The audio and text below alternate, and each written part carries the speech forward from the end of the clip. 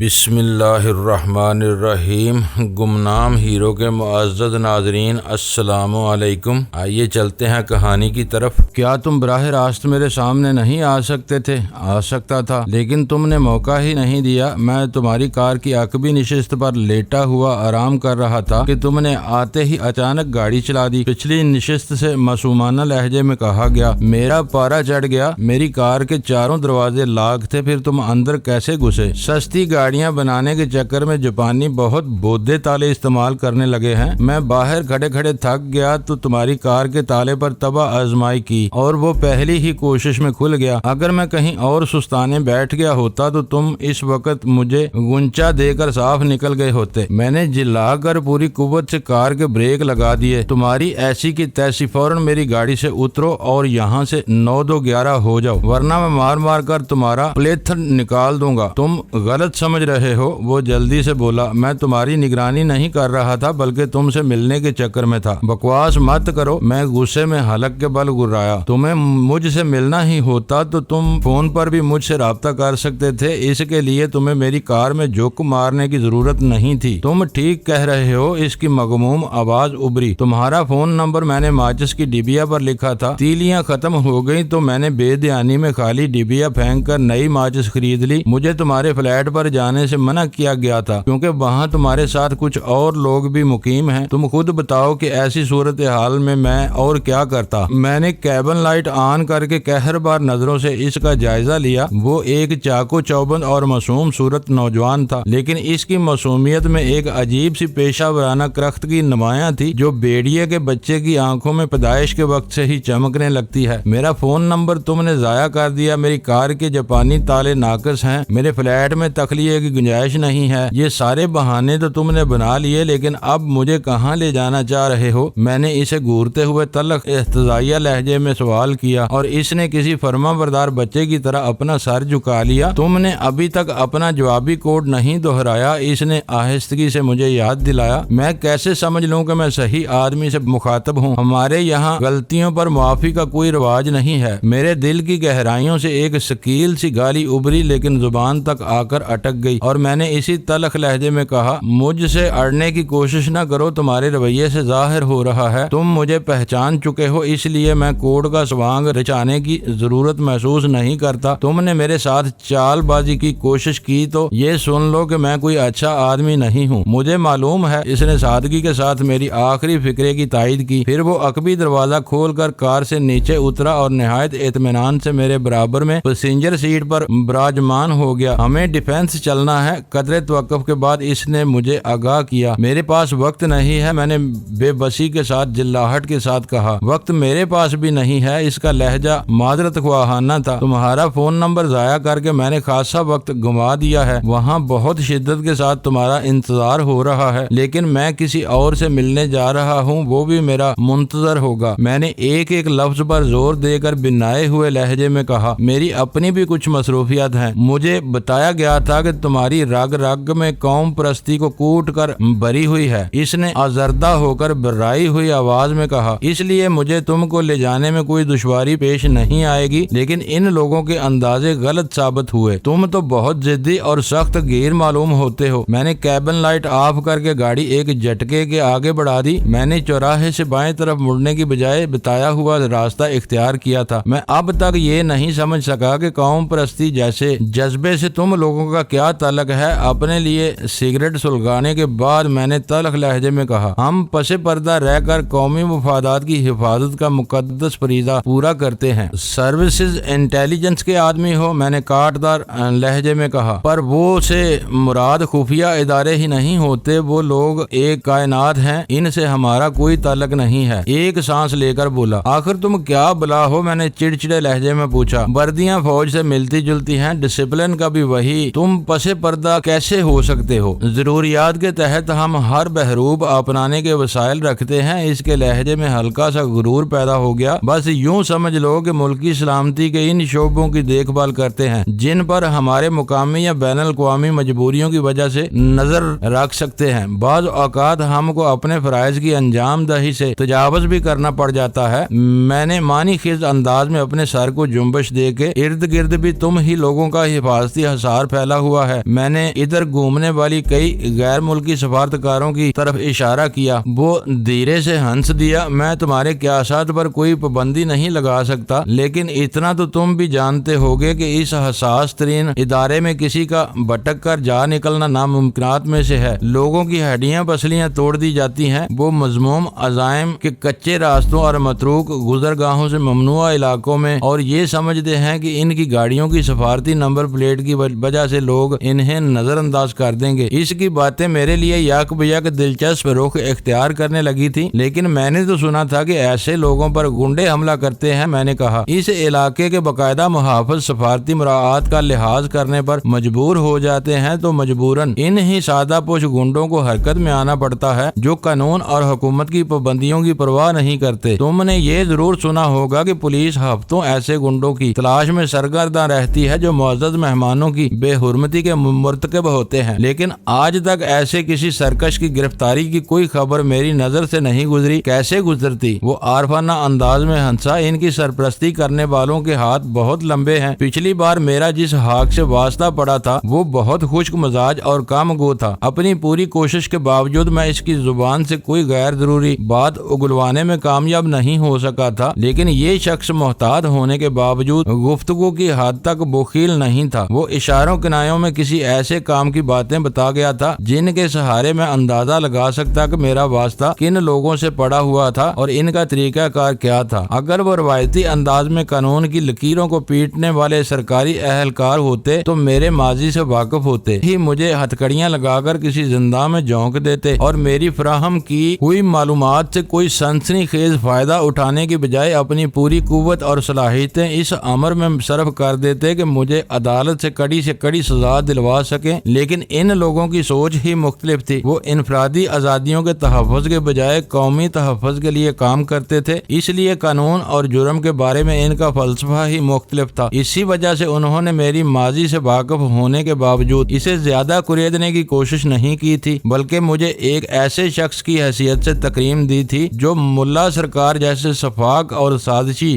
غیر ملکی ایجنٹ کے بارے میں بہت کچھ جانتا تھا۔ ملا سرکار کی سرگرمیوں کے بارے میں میرے انکشافات نے میرا داغدار ماضی ان کی نگاہوں سے اوجھل کر دیا تھا، اور یوں میں اپنے ملک میں پہلی بار عزت نفس کے لطیف احساس سے روشناس ہو سکا تھا۔ یک بے یک میرے دل میں اس حق کے لیے عزت و محبت کے جذبات امڈ آئے۔ وہ میرے وجود میں رونما ہونے والی تبدیلی سے بے خبر کھڑکی سے باہر کچھ دیکھنے میں مصروف تھا۔ تمہاری ہٹ درمی کے باوجود میں تمہارے بتائے ہوئے راستے پر کار ڈرائیو کر رہا ہوں۔ میں نے کنکار کر اسے اپنی طرف متوجہ کرتے ہوئے نرم لہجے میں کہا، میں نے پہلے ہی اندازہ لگا لیا تھا کہ آخر کار ایسا ہی ہوگا۔ وہ بے پرواہی سے بولا، برے لوگوں کے آخری رد عمل کے بارے میں اندازہ لگانا بہت آسان ہوتا ہے۔ وہ طاقت یا برتری کے گمانڈ میں اپنے عزائم کو چھپانے کی کوئی کوشش نہیں کرتے اور کھلا ہوا کھیل کھیلتے ہیں، لیکن نام نہاد شرفا کے ارادوں کے بارے میں کچھ قیاس کرنا بہت مشکل ہوتا ہے۔ وہ مکرو فریب سے کام لے کر اپنے دل کی بات آخر تک ظاہر نہیں ہونے دیتے، اور جب بلی تھیلے سے باہر آتی ہے تو عموماً ہمارے پیشگی ارادے درے کے درے رہ جاتے ہیں۔ ایسے مواقع پر ہمیں بھی بہت محتاط رہنا ہوتا ہے۔ اس کا مطلب ہے کہ تم نے مجھے برے آدمیوں میں شمار کیا ہے۔ میری سمجھ میں نہیں آتا کہ میں اسے اپنی عزت افزائی سمجھوں یا تذلیل سمجھ کر تم سے لپٹ پڑوں۔ تم سڑک پر دھیان دو، وہ بکھلا کر جلدی سے بولا۔ برے آدمی سے میرا وہ مطلب نہیں تھا جو تم سمجھ رہے ہو۔ کیا مطلب تھا تمہارا؟ میں نے درست لہجے میں سوال کیا۔ جس طرح لاکھوں انسانوں میں کوئی ایک آدھا ولی ہوا کرتا ہے، اسی طرح میری نظروں میں ہزاروں میں کوئی اکا دکا آدمی اچھا ہوتا ہے، باقی سب برے ہوتے ہیں، یا پھر وہ منافق ہوتے ہیں جو اپنے اندر کی برائیوں پر اچھائی کا ایک ظاہری خول مانڈ لیتے ہیں اور دن دہاڑے دوسروں کو دھوکہ دیتے پھرتے ہیں۔ انہی نام نہاد شرفا کہتا ہوں۔ اپنا فلسفہ پورے معاشرے پر مانڈ کر تم خود کو ان سے برتر ثابت کر رہے ہو۔ یہ فلسفہ نہیں، حقیقت ہے۔ اپنے ارد گرد جائزہ لے کر دیکھ لو۔ تاجر، ہوسکار اور ذخیرہ اندوز صنعتکار، خود غرض، سخت گیر ملازم، حرام خور، نگہبان، کاہل اور حکمران عیش کوش آئیں گے، لیکن زبان سے ہر ایک اپنی فرض شناسی کے گن گاتا ہوا نظر آئے گا۔ ایسی افراتفری اور نفسا نفسی میں اگر کوئی اپنے سے اپنی برائیوں کا اعتراف کر لے تو میری نگاہ میں وہ عزت افزائی کا مستحق ہوگا، تذلیل کا نہیں۔ اس نے اپنی باتوں سے ایک بار پھر مجھے بہکا دیا تھا اور میں نے فوراً ہی اصل موضوع کی طرف لوٹتے ہوئے کہا، کہا، پوچھا اس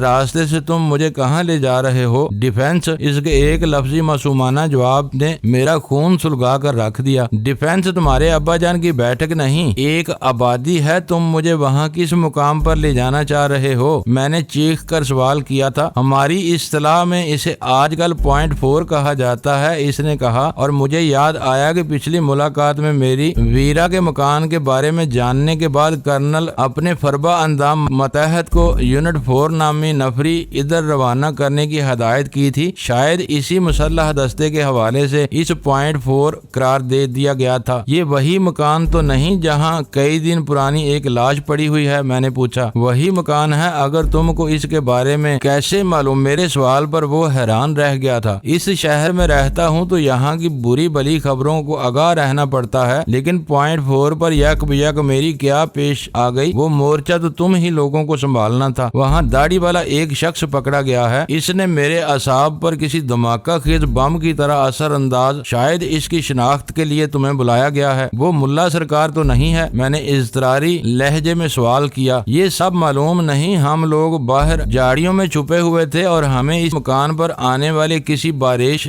آدمی کا انتظار تھا۔ وہ جو ہی مقفل پھاٹک پر آ کر رکا، ہم سب نے اسے اپنے ہاتھوں پر سر سے بلند کر کے احاطے کی دیوار کے اندر اچھال دیا۔ اس کے بعد یونٹ 4 والوں نے اسے پوچھا ہوگا، ہم لوگ باہر ہی ٹھہرے رہے تھے۔ کچھ دیر بعد اسے بارے میں ہدایت ملی اور میں ادھر آ گیا، اس لیے وہ اس دن کی سب سے بڑی اور سنسنی خیز خبر تھی۔ ملا سرکار واقعی پکڑا گیا تھا تو وہ میری اور میرے اندازوں کی جیت تھی۔ میں نے غیر ارادی طور پر کار کی رفتار تیز کر دی۔ اس نے ملا سرکار کے پکڑے جانے کے واقعے کی جو منظر کشی کی، اس پر میرا دل باغ باغ ہو گیا تھا۔ ان لوگوں نے باہر سے دبوچ کر اسے جتنی آسانی کے ساتھ اندر پھینکا تھا، اس سے ظاہر ہوتا تھا کہ ملا سرکار بالکل بے خبری کے عالم میں مارا گیا تھا۔ اس کے فرشتوں کو بھی شبہ نہیں رہا ہوگا کہ پکڑنے کے لیے وہاں پہلے سے کوئی جال پھیلایا جا چکا ہے۔ ملا سرکار بہت زیادہ فعال اور سرگرم ہونے کے باوجود اپنوں کے لیے ہمیشہ سے پر اسرار بنا ہوا تھا۔ غیر ملکی سیکرٹ ایجنٹ اپنے مشن کا سربراہ ہونے کے باوجود اس نے اپنے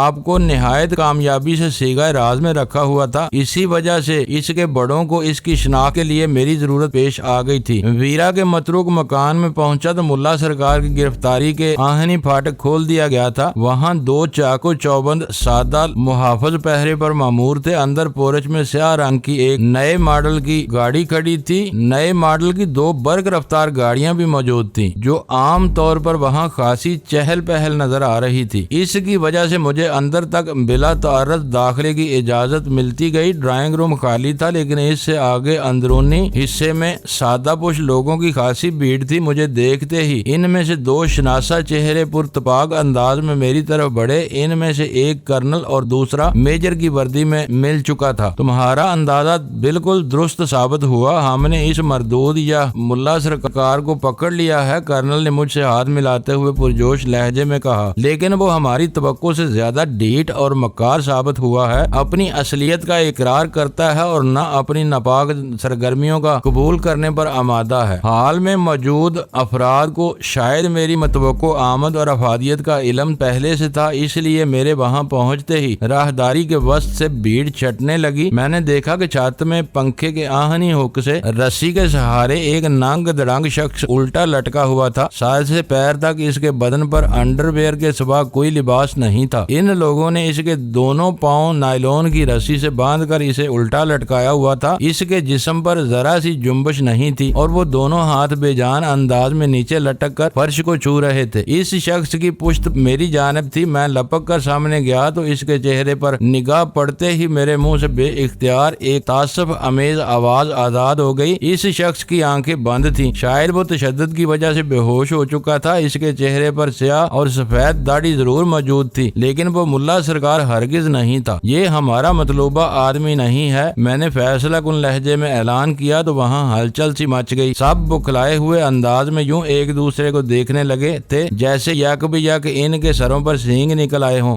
لیکن یہ کیسے ہو سکتا ہے؟ کرنل خجالت امیز انداز میں ہکلایا۔ اس کی داڑھی بھی ہے اور یہ مشتبہ انداز میں اس مکان کے پھاٹک پر آیا تھا۔ اپنی غلطی پر وہ بہت زیادہ شرمسار بھی تھا۔ یہ کوئی اور بد نصیب ہے، پہلے اسے اتارنے کا بندوبست کیا جائے، میں نے کہا۔ میں نے ملا ملا سرکار کو ایک سے زائد مواقع پر بہت قریب سے دیکھا ہے، یہ وہ نہیں ہے۔ کرنل کے اشارے پر کئی افراد بے ہوش قیدی کو فضا سے زمین پر اتارنے کی کوشش میں مصروف ہو گئے اور کرنل نرمی کے ساتھ میرے شانے پر ہاتھ رکھ کر مجھے ڈرائنگ روم کی طرف لیتا چلا گیا۔ یہ تو بہت برا ہوا کہ ہم غلطی سے کسی بے گناہ پر ہاتھ ڈال بیٹھے۔ میرے آدمیوں نے باز پرس کے سلسلے میں اس پر اچھا خاصا تشدد بھی کیا ہے۔ باہر سے اچھال کر اندر پھینکنے میں اس کی ایک آدھ ہڈی بھی ضرور ٹوٹ گئی ہوگی۔ یہ بہت برا ہوا۔ کرنل ڈرائنگ روم میں اضطراری انداز میں ٹہلتا ہوا بڑبڑایا، لیکن یہ یہاں آیا ہی کیوں تھا؟ ہمارے پاس ملا سرکار کو پکڑنے کے لیے اس کے علاوہ کوئی اور حوالہ موجود نہیں تھا کہ وہ بارش ہے اور کسی بھی وقت اس مکان میں گھسنے کی کوشش کر سکتا ہے۔ قیدی نے کچھ نہ کچھ تو بتایا ہی ہوگا۔ میں نے خیال ظاہر کیا وہ بتانا چاہ رہا تھا۔ میں اس نے کسی معذور شخص کی کہانی چھیڑی تھی، لیکن اسے مکوں اور لاتوں پر رکھ لیا گیا۔ ہم سمجھ رہے تھے کہ ملا سرکار اپنی جان بچانے کے لیے جھوٹ بول رہا ہے، لیکن تم بتا رہے ہو کہ یہ سرے سے ملا سرکار ہی نہیں ہے۔ اگر یہ اس کا ساتھی نہیں ہے تو ہم نے اس کے ساتھ بہت زیادتی کی ہے۔ وہ تو غنیمت ہوا کہ میں نے اس پر 3rd ڈگری آزمانے سے پہلے تم کو یہاں بلانے کا فیصلہ کر لیا، ورنہ یہ تو اب تک لبے گور پہنچ چکا ہوتا۔ میرے آدمی دشمن کے بدن کا ریشہ ریشہ ادھیڑ ڈالنے میں خصوصی مہارت رکھتے ہیں۔ کرنل شکست خوردہ انداز میں ایک صوفے پر ڈھیر ہو گیا۔ ناکامی کے احساس نے اسے نچوڑ کر رکھ دیا تھا۔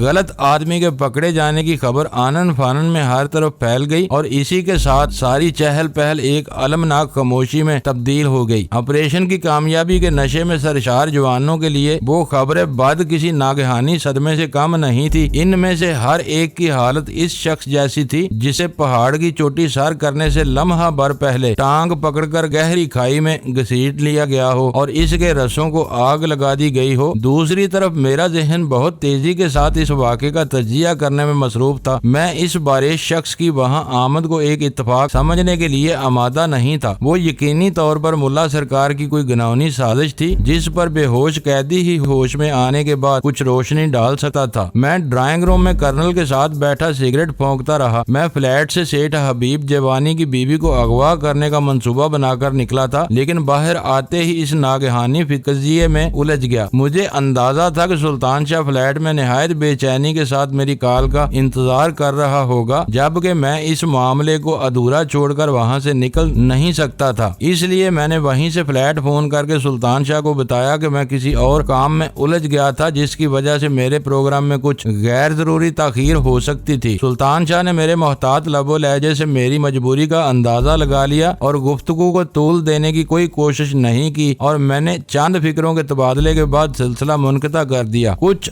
دیر بعد قیدی کے ہوش میں آنے کی اطلاع ملی تو میں کرنل کے ساتھ ویرا کی سابقہ خوابگاہ میں پہنچ گیا، جہاں قیدی کو بستر پر ڈال کر اس کا بدن چادر سے ڈھانپ دیا گیا تھا۔ وہ شخص تشدد کے جن مراحل سے گزر چکا تھا، ان کے بعد وہ ساری مہربانیاں اسے ایک شراب کے مانند محسوس ہو رہی تھی۔ خوف سے اس کا مضروب چہرہ سیاہ پڑا ہوا تھا اور آنکھوں سے دہشت جھانک رہی تھی۔ وہ آرام اور خبر گیری کے اس وقفے کو تشدد کے کسی بدترین مرحلے کے آغاز کا پیش خیمہ سمجھ رہا تھا۔ اب تم کیا محسوس کر رہے ہو؟ کرنل نے اس کے سرہانے پہنچ کر شفقت آمیز لہجے میں سوال کیا۔ اس نے سر گھما کر خوف، حیرت اور بے اعتباری کے ساتھ کرنل کی طرف دیکھا، پھر پھنسی پھنسی اور کانپتی ہوئی آواز میں بولا، میں ٹھیک ہوں، خدا کے لیے مجھے جانے دو، ملا سرکار نہیں ہوں اور نہ اس نام کے کسی آدمی سے واقف ہوں۔ تم نے میرا جوڑ جوڑ ہلا دیا ہے، شاید میں اپنی ٹانگوں پر کھڑا بھی نہ ہو سکوں۔ تمہارے آدمیوں نے مجھے پھاٹک پر سے اندر اچھال کر شاید میری ایک پنڈلی بھی توڑ دی ہے۔ وہ رو دینے والی آواز میں رک رک کر فریاد کرتا رہا اور کرنل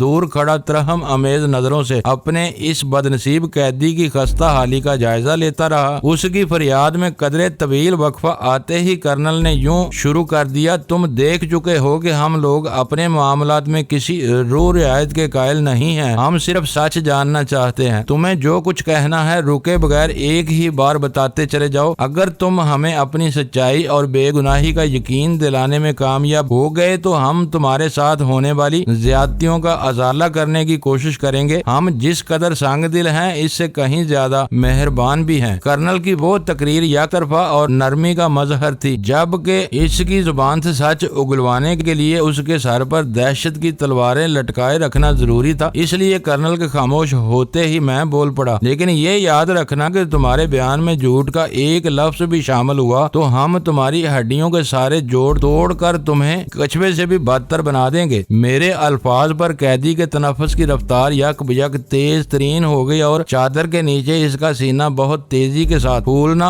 اور پچکنا شروع ہو گیا۔ اپنے نام اور پتے سے شروع ہو جاؤ، کرنل نے قدرے توقف کے بعد کہا۔ اس کے اشارے پر ایک سادہ پوش نے اپنی جیب میں موجود ڈکٹا فون کا سوئچ آن کر دیا تھا تاکہ قیدی کا بیان مقناطیسی فیتے پر لفظ بے لفظ ریکارڈ ہوتا رہے۔ میرا نام مجید ملک ہے، قیدی نے دہشت زدہ لہجے میں بولنا شروع کر دیا۔ میں یہاں سے تیسری گلی میں رہتا ہوں اور ہوا خوری اور ورزش کے لیے اپنے گھر سے پیدل اپنے دادا کے گھر تک جاتا اور واپس لوٹ آتا ہوں۔ میری بیٹی کا گھر یہاں تقریباً 1.5 میل دور ہے۔ میں آج شام کو بھی اپنے معمول کے مطابق واپس آ رہا تھا تو راستے میں مجھے ایک سیاہ مرسڈیز نظر آئی۔ مجھ سے آگے بھی 2 آدمی اس کار کے قریب سے گزرے تھے، لیکن جب میں وہاں پہنچا تو کار میں بیٹھے ہوئے آدمی مجھے اپنی طرف متوجہ کیا اور لنگڑاتا ہوا کار سے باہر آیا۔ اس نے خوشامدانہ لہجے میں مجھے بتایا کہ وہ معذور ہے اور اس کی کار میں اچانک خرابی ہو جانے کی وجہ سے کافی دیر سے وہاں پھنسا ہوا ہے۔ اس کا ڈرائیور انجن کی خرابی دور کرنے کے لیے اوزاروں کی نیت سے گھر گیا تھا، لیکن کافی دیر گزر جانے کے باوجود ابھی تک نہیں لوٹا تھا۔ میں نے گاڑی ڈرائیو کر کے اسے گھر تک پہنچانے کی کوشش کی تو اس نے مایوسانہ لہجے میں مجھے بتایا کہ کار کی چابی بھی ڈرائیور اپنے ساتھ لے گیا اور اگر میں اس کے گھر پر رک کر ڈرائیور کو جلد واپسی کی یاد دہانی کرا سکوں تو وہ میرا ممنون ہوگا۔ میرے نزدیک وہ بہت معمولی سا کام تھا، اس لیے میں آمادہ ہو گیا۔ اس پر معذور بوڑھے نے مجھے اس مکان کا پتہ بتایا جہاں مجھے اٹھایا گیا تھا۔ اس مکان کے پھاٹک پر پہنچتے ہی مجھ پر جو قیامت ٹوٹی، اس نے مجھے بدحواس کر دیا۔ میں حلفیہ کہتا ہوں کہ میں ایک امن پسند شہری ہوں۔ مجھے کچھ علم نہیں کہ اس بوڑھے کی مدد کر کے مجھ سے کون سا قصور سرزد ہوا ہے جس کی پاداش میں میرا جوڑ ہلا کر رکھ دیا گیا ہے۔ اپنی پوری زندگی میں نے کبھی اتنی ذلت نہیں اٹھائی تھی جو آج میرا مقدر بن گئی۔ آخری فکروں پر اس کی رندی ہوئی آواز اس کے حلق میں پھنسنے لگی اور وہ چند خاموش چسکیاں لے کر پر امید نظروں سے میرے اور کرنل کی طرف دیکھنے لگا۔ اس نے دوسروں کی بجائے صرف تم ہی کو کیوں روکا تھا؟ میں نے سوال کیا۔ اس وقت میں نے اس بات پر غور نہیں کیا تھا، لیکن اب خیال آتا ہے کہ مجھ سے آگے جانے والے چونکہ بغیر اس کار کے قریب سے گزر گئے تھے، جس کا مطلب تھا کہ کار والے نے انہیں اپنی طرف متوجہ کرنے کی کوشش نہیں کی تھی۔ میں یہ سمجھنے سے قاصر ہوں کہ اس نے دوسروں کو چھوڑ کر مجھ ہی کو کیوں منتخب کیا تھا۔ اس کے لیے وہ راز ناقابل فہم تھا، لیکن میرے لیے وہ سامنے کی بات تھی۔ دوسرے افراد کلین شیو رہے ہوں گے، جبکہ ملا سرکار خود ویرا کے مکان پر تباہ آزمائی کرنے سے پہلے کسی غیر متعلقہ مگر باریش شخص کو وہاں بھیج کر اندازہ لگانا چاہتا تھا کہ اس کے ساتھ کیا صورتحال پیش آ سکتی تھی۔ وہ مردود اچھی طرح واقف تھا کہ اس کی واحد اور نمایاں ترین شناخت جو میری نظروں میں آ چکی تھی وہ اس کی داڑھی ہی تھی، اور میرے آدمی کسی بھی داڑھی والے کے بارے میں ملا سرکار ہونے کے شبے میں مبتلا ہو سکتے تھے۔ مجھے یقین تھا کہ بد نصیب مجید ملک کو اپنی سازش کا چارہ بنا کر اس نے دور سے اس پر نگاہ رکھی ہوگی اور اس پر حملہ ہوتے ہی ویرا کے مکان کا رخ کرنے کا ارادہ ترک کر کے وہ وہاں سے فرار ہو گیا ہوگا۔ ملا سرکار اور اس کے طریقہ واردات کے بارے میں کرنل نما شخص اور اس کے عملے کی معلومات بہت محدود اور ناقص تھیں، اس لیے ان سب نے مجید ملک سے باز پرس کا کام رضاکارانہ طور پر میرے لیے چھوڑ دیا تھا۔ اگر تم نے اسی وقت اس نقطے پر غور کر لیا ہوتا تو ان دشواریوں سے بچ سکتے تھے۔ بس اسے مقدر کی خرابی ہی کہو۔ جب گردش آتی ہے تو انسان لاکھ کوششوں کے باوجود اسے نہیں ٹال سکتا۔ وہ 3 پیس سوٹ میں ملبوس تھا۔ ایک معزز شخص کو بے بس اور پریشان دیکھ کر تم بھی شاید وہی کچھ کرتے جو میں نے کیا تھا۔ اگر وہ کوئی خطرناک آدمی تھا تو تم یقین کرو کہ وہ بہت بڑا اداکار بھی ہے، مجید ملک بولا۔ لباس تو تم نے بتا دیا، اس کی وجہ قطع کیا تھی؟ میں نے سوال کیا۔ مجید ملک نے اپنی یادداشت کے سہارے اس کا سراپا بیان کرنا شروع کیا جو حرف بے حرف ملا سرکار سے مطابقت رکھتا تھا، لیکن اس کے پورے بیان میں داڑھی کا کوئی ذکر نہیں تھا۔ اس کی داڑھی کے بارے میں تم نے کچھ نہیں بتایا۔ اس کے خاموش ہونے پر میں نے کہا، وہ کلین شیو تھا، مجید ملک نے کہا۔ پھر اچانک ہی اس کی آنکھیں حیرت سے پھیلتی چلی گئیں اور وہ سرسراتی ہوئی تحیر زدہ آواز میں بولا، اوہ خدا!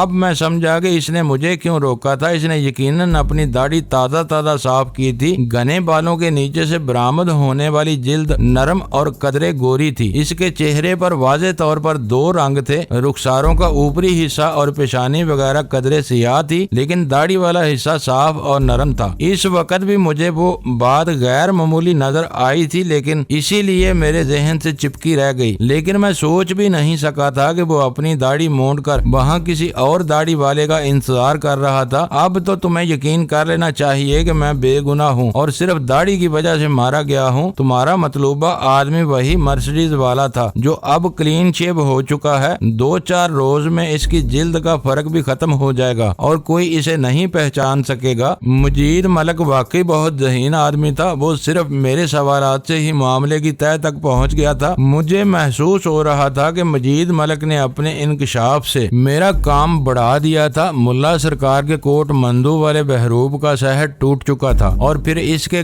چہرے پر گھنی داڑھی خد و خال پر اس قدر حاوی تھی کہ اسے صاف کر دینے کے بعد وہ بڑی حد تک فوری شناخت کے خطرے سے محفوظ ہو گیا تھا۔ اس سے سامنا ہونے پر شاید میں خود بھی پہلی نظر میں اسے پہچاننے سے قاصر رہتا۔ کہہ دو کہ میں بے گناہ ہوں۔ مجھے کرنل کے ساتھ سرگوشیوں میں مصروف دیکھ کر مجید ملک کراہا، تم سب سادے کپڑوں میں ہو، لیکن میرا اندازہ ہے کہ تم سب سرکاری آدمی ہو اور میں بے خبری میں کسی بڑی سازش کا شکار ہو گیا ہوں۔ تمہیں بہت چلاکی کے ساتھ گھیرا گیا ہے، کرنل نے گمبھیر لہجے میں کہا، لیکن یہ معاملہ اس قدر سنگین ہے کہ ہم فوری طور پر تمہاری کہانی کی صداقت پر یقین نہیں کر سکتے۔ ہمیں دیکھنا ہوگا کہ آنے والے واقعات کس حد تک تمہارا ساتھ دیتے ہیں۔ اس وقت تک میں بے موت مر جاؤں گا، میرے بچے پاگل ہو جائیں گے۔ وہ مایوسی کے عالم میں تقریباً چیخ پڑا، اس وقت مجھے آزاد کر دو۔ میرا کوئی بھی جرم سامنے آ جائے تو بے دریغ گولی مار دینا، مگر مجھ سے میری ننھی سی گھریلو دنیا کی خوشیاں نہ چھینو۔ میں ایک رات بھی گھر سے باہر رہ کر اس ٹوٹی پھوٹی حالت میں واپس گیا تو زندگی بھر بہو بیٹیوں سے آنکھ ملا کر بات نہیں کر سکوں گا۔ تم بال بچوں والے ہو تو میری اس بات کو آسانی سے سمجھ سکتے ہو۔ اس وقت بھی تمہاری حالت ابتر ہے۔ ہم نے تمہیں آزاد کر دیا تو گھر جا کر تم کون سی کہانی سناؤ گے؟ کرنل نے اس کی آنکھوں میں دیکھتے ہوئے سرد لہجے میں سوال کیا۔ میں کچھ بھی کہہ لوں گا، کراچی کے ڈرائیور بہت ظالم ہیں، کوئی تیز رفتار کار بھی مجھے روند کر فرار ہو سکتی ہے۔ تم یقین کرو کہ میں تم لوگوں کا ذکر نہیں کروں گا، میں کر ہی نہیں سکتا، کیونکہ اس کے بعد میرے لیے اپنی عزت نفس کی لاش کو کندھا دینا مشکل ہو جائے گا۔ کوئی شریف باپ اپنے بچوں سے اعتراف نہیں کر سکتا کہ وہ پولیس والوں سے پٹ کر گھر آیا ہے۔ ہم پولیس والے نہیں ہیں، کرنل نے سختی سے اس کے اندازے کی تردید کی۔ CIA والے ہوگے، FIA والے بھی ہو سکتے ہو، لا تعداد سرکاری ایجنسیاں ہیں۔ قانون کے محافظوں کی گرفت میں آنا کسی بھی شریف آدمی کے لیے باعث عزت نہیں ہوتا۔ ہم تمہیں چھوڑ دیں گے۔ آخر کار کرنل نے اپنے ڈرامائی فیصلے کا اعلان کر ڈالا، لیکن یہ یاد رکھنا کہ ہم اپنا اطمینان ہونے تک تم پر مسلسل نگاہ رکھیں گے۔ خفیہ نگاہیں تمہارا پیچھا کریں گی اور تم نے اگر اپنی یقین دہانیوں سے انحراف کیا تو دوسری مرتبہ تمہارا انجام اس سے بھی بدتر ہو سکتا ہے۔ مجید ملک اچانک رو پڑا، مجھے منظور ہے، مجھے تمہاری ہر شرط منظور ہے، بس مجھے اپنے گھر اپنے بال بچوں میں واپس جانے دو، میں ان کے بغیر زندہ نہیں رہ سکتا۔ اسی لمحے اچانک فون کی گھنٹی چیخ اٹھی۔ اس وقت ہم بیرا کی خوابگاہ میں تھے جہاں اسپیکر فون موجود تھا، لیکن کرنل نے اس کا اسپیکر آن کیے بغیر اضطراری طور پر ریسیور اٹھا کر اپنے کان سے لگا لیا۔ بےہودہ آدمی، تو کون ہے اور کس سے بات کرنا چاہتا ہے؟ ریسیور پر دوسری طرف کی بات سنتے ہی کرنل یک بیک غصے میں آپے سے باہر ہو گیا۔ کرنل کے تیور دیکھتے ہی مجید ملک سہم کر خاموش ہو گیا، جیسے رونا بھول گیا ہو۔ جب سے ویرا اس مکان سے گئی تھی وہ خالی پڑا ہوا تھا۔ ویرا کی موجودگی میں بھی وہاں بہت زیادہ فون نہیں آتے تھے، اس لیے کرنل کے رد عمل پر میرا دھیان فوراً ملا سرکار کی طرف گیا تھا۔ میں نے کرنل کو اشارہ کرتے ہوئے اس کے ہاتھ سے ریسیور لے کر آپریٹس پر رکھا اور اسی کے ساتھ اسپیکر فون کا بٹن آن کر دیا۔ فوراً ہی اسپیکر سے شیطانی کہکہے کی آواز ابلنے لگی، اگر تم پاگل ہو گئے ہو تو میں فون بند کر رہا ہوں۔ میں ملا سرکار کے کہکہے کی آواز پہچانتے ہوئے بگڑے ہوئے لہجے میں کہا۔ اسپیکر پر کہکہے کی آواز تھمنے کے بعد چند شرمناک گالیاں گونجی، پھر ملا سرکار کی آواز ابری، تم سب حرامی اور سرکار کے بڑوے معلوم ہوتے ہو، لیکن یہ لکھ کر رکھ لو کہ اس بار تم گھٹنے ٹیک کر بھی میری راہ نہیں روک سکو گے۔ تم سمجھ رہے تھے کہ مجھے آسانی کے ساتھ چوہے دان میں گھیر لو گے، لیکن تم نے دیکھ لیا کہ تم میری گرد کو بھی نہیں پہنچ سکتے۔ ابھی تک تو میں خود ہی تم سے نمٹ رہا ہوں۔ جس دن سرکاری کرندے تمہاری راہ پر لگ گئے تو تمہیں